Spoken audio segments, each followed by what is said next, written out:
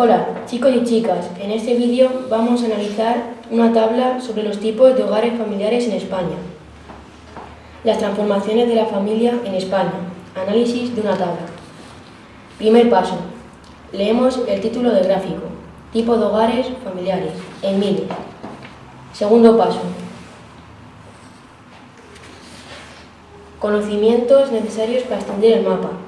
Debemos tener conocimientos sobre los que una familia es un grupo de personas unidas por lazos de parentesco.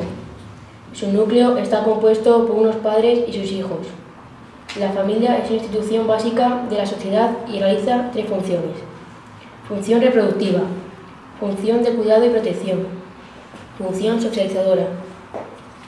El matrimonio y la familia siguen siendo instituciones importantes en España y en Europa, pero sus características han experimentado muchos cambios. Han disminuido el número de matrimonios. Se ha retrasado la edad para casarse. Hay más personas que no se casan. Hay más uniones libres, sin casarse. Han aumentado los divorcios. Las unidades familiares son, por tanto, muy diversas. Familias clásicas, formadas por hijos y padres que pueden estar casados o no. B. Familias reconstruidas tras un divorcio. Familias monoparentales con un padre o una madre. Hogares con personas solas. Tercer paso. Lectura de la leyenda. Esta tabla no hay una leyenda, únicamente nos indica que la fuente es el INE, Instituto Nacional de Estadística.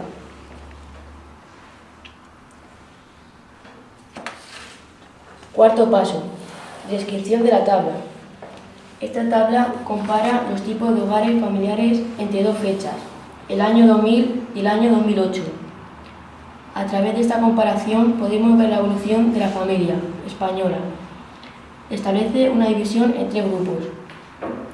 Familias en núcleo, e incluye a las familias sin hijos, las que tienen hijos menores de 18 años y los que tienen mayores de 18 años. Familias monoparentales. Distingue entre familias solo con una madre o solo con un padre. Otros tipos de familia.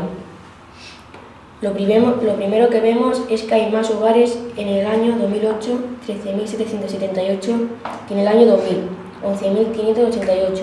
Concretamente hay 2.190 familias más.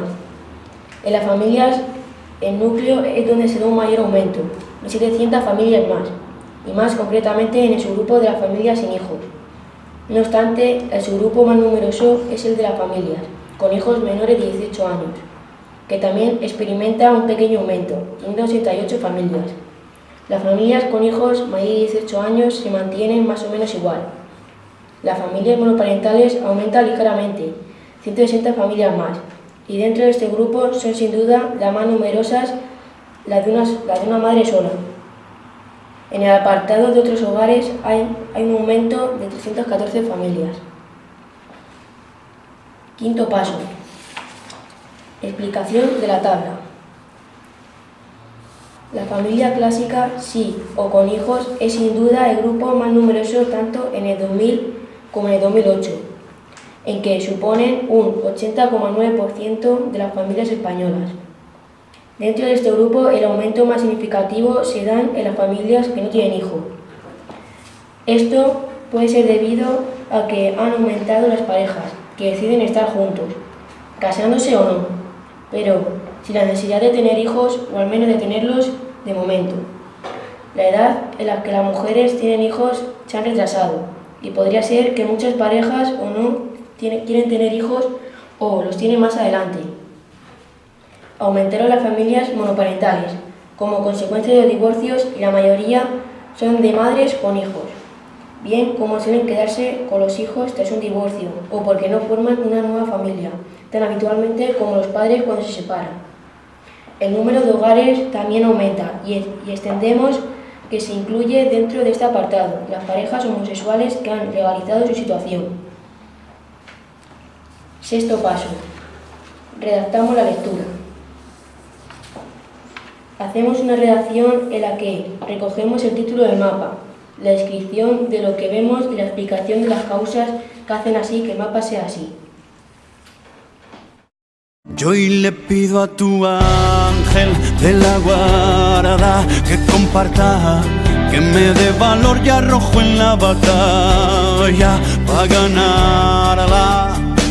Y es que yo no quiero pasar por tu vida como las modas. No se asuste, señorita, nadie le ha hablado de boda.